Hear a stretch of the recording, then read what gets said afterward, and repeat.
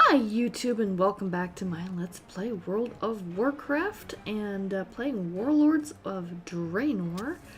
This is obviously episode 2 if you clicked on the link and everything. And so where we left off, we had just gotten rid of the Eyes of Kilrogg and saw Kilrogg himself and things, and we are now racing onwards towards the next objective, and we just destroyed the bridge so that the Iron Horde faction can't follow us here. So and obviously we also can't go back that way anymore either, at least not easily. And so that's where we're at now. So we're now into the kind of the next phase of this adventure. In this whole starting thing, they've got this whole, basically everyone goes through this whole same starting sequence now. If you're doing Warlords of Draenor, kind of gives you an introduction and gives you a nice little tour of at least this part of Draenor, and around where the dark portal is and everything. So here we're rescuing Farseer or somebody or other. If you're a long-time watcher of my videos, you know I have a terrible memory for names. It's like, I know there's one guy named Drek'Thar, and I know there's Thrall and that kind of thing. I can't always remember everybody's name. He's Farseer or something or other. So, apologies for my my middle-aged memory syndrome here.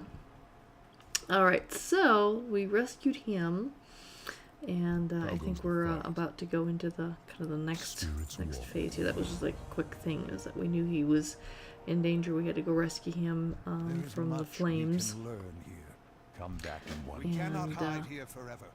and help him out and stuff. And now we're just kind of going on towards this arena over here, and so we've got to do this arena battle, kind of. I mean, it's not a PvP arena battle; it's a PvE arena battle, and you'll see who the warlord is here that we've got to deal with. Yep, there he is, Kargath. He's Kargath Bladefist, and he used to be an orc slave, and he was promised his freedom if he defeated 100 opponents in the arena battles, and I think he was a prisoner of because he was an orc, and they're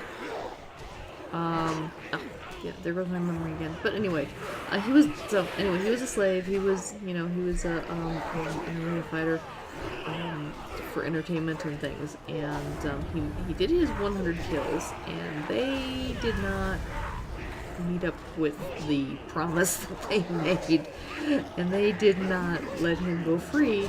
They chained him up again like usual, and he got sick and tired of the whole thing, and he said, screw this, and he chopped his own hand off and replaced it with, he just kind of tied the edge of took a hilt off of a sword with a sword where the nub of his hand was. Like, ow, talk about badass. And that's why he's now Bladefist, and he has a properly fitted blade on his arm now, instead of, because he had a hastily done one and things. And you'll notice that a lot of the guys, in fact most of the guys that we're fighting all have Bladefists as well, but many of them have dual Bladefists. And it's like everyone in his clan, to honor him, have done this. They've replaced their hands with blades. Which, replacing both hands with blades seems a bit silly, because how the heck are you going to eat? I guess you stab your food and put it in your mouth that way, but you can't really do very much. Like, how do they get dressed? Like, how do you get dressed if both of your hands are sword edges and hooks and stuff? Like, he actually still has a real hand on one side, like, so I don't understand why the rest of them had to, go and chop off both of their hands. Alright, so there's our Archmage again. And, he kind of just says, screw this fight. Freezes all the rest of the opponents, and we make our escape now. So, yay!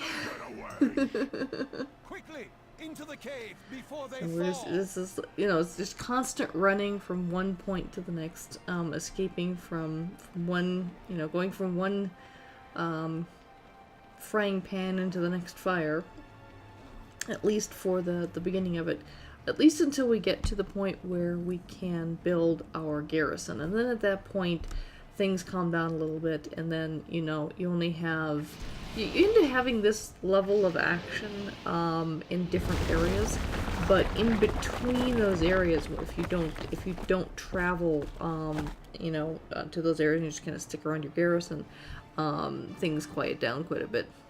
So you have to choose to go to the next action point, which I'm sure a lot of people will and such, because, you know, most people are young who play this game and like action.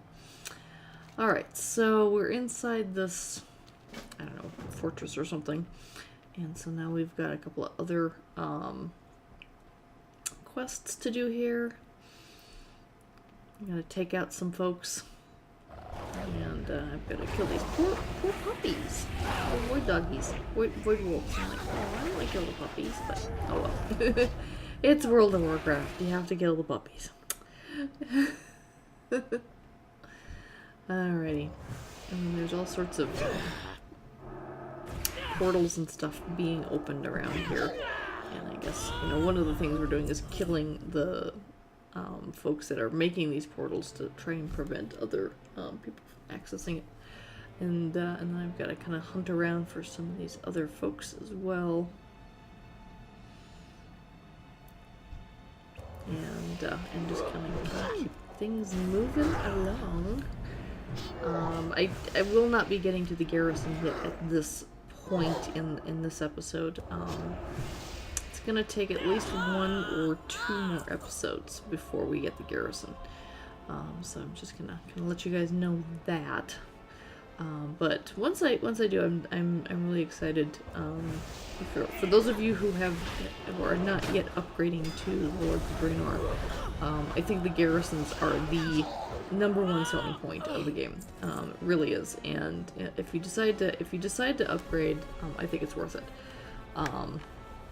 And if you haven't played in a long time, if you stopped like back at Burning Crusade or Vanilla or whatever, and for some reason you have some interest in getting back into the game, I heard that Blizzard, I believe, now is selling the base game World of Warcraft to now include all of the expansions up until and including the Mists of Pandaria. So you can actually own all the way up to Mists of Pandaria for like $20. So if you stop playing years and years ago and you know are somewhat tempted to come back, $20 and you get all the way up to Mists of Pandaria. And on top of that, you get if you buy Warlords of Draenor, you get one character that gets a free boost to level 90, so you can skip Mists of Pandaria entirely. I guess one of the things they recognized is that a lot of people left the game because they didn't like Mists. They didn't want to play Mists. They want nothing to do with Mists. So they're like, fine, you can take one of your characters and you can skip Mists entirely. If you want to take more than one character to skip Mists, you can, but I think it's like something like $60 per character to skip all the way to 90. So if you have someone sitting there at level 40 from way back in the day, and you want to skip Mists, and you want to do, if you have want to do more than one character, it's going to cost you some, but they'll allow you to do one. Which I think is kind of cool. I mean, I personally liked Mists of Pandaria. I did. I actually thought it was a really interesting storyline. The tension in the Horde with, what's-his-face? There's a lot of what's-his-faces in the Horde because that's all I can remember. But anyway, with the guy who was the war chief, and spoiler alert, he's not the war chief anymore. We all know Thrall was the war chief, and he stepped down, and this other guy took over.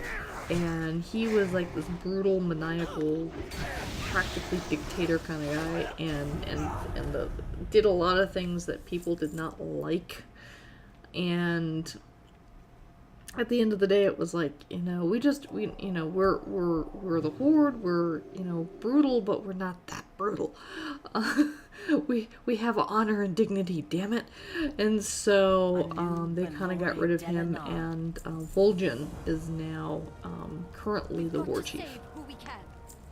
So Thrall's obviously still around because, you know, he's here with us in Draenor now for this adventure and things, but he just kind of stepped down because he's like, I'm done being the war chief. I don't want to be the war chief. I just want to, you know, be a shaman and heal the earth and all this stuff. So, alright, so now we've got this badass we gotta deal with. And get, you know, shut down his portal. And then once we do that, I'm gonna start winding things down here pretty soon, and then we'll get into the next phase of the adventure with the next episode. Just because I'm trying to find good ending points with this stuff, so that or stopping points in between all of the action, and still keep the videos, you know, to 15 minutes or less. So. Just so, and here we got Ner'zhul, so that's the next, so we had two warlords that we ran into last episode, and we got 2 warlords that we're running into this episode. So this episode was Kargath and Ner'zhul. And the last one was Kilrog, and can I remember the other guy? I can't, never mind.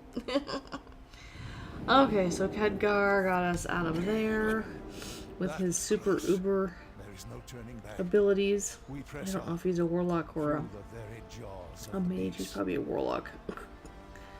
I don't remember. I always forget which ones are the ones that can do portals and stuff. I think warlocks, but I don't play those classes, so forgive me. Alright, so yeah, so we're just kind of picking up some quests, and then we'll get into the next phase, next episode. If you like these episodes, please share.